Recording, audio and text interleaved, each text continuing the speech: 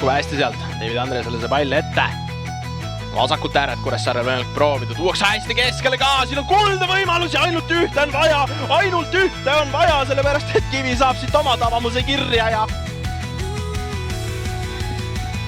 pall alla ja sealt tuleb ära ka.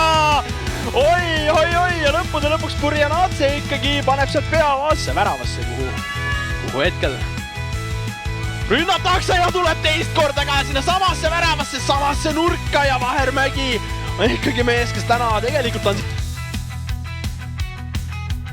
ääre pealt, kukk on natukene kaugel temast ja sealt tuleb ka senderdus.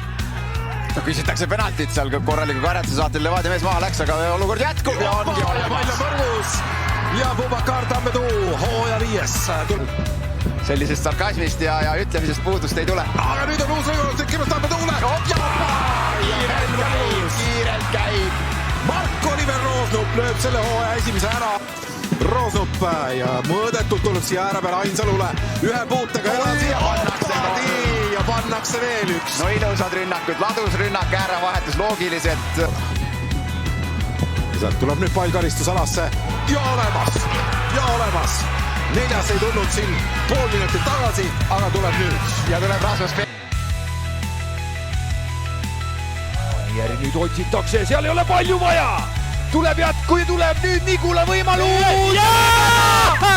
Ja Nigula lööb ära ja Anier paneb oma 3. värava söödu. Esimesed puuted üldse.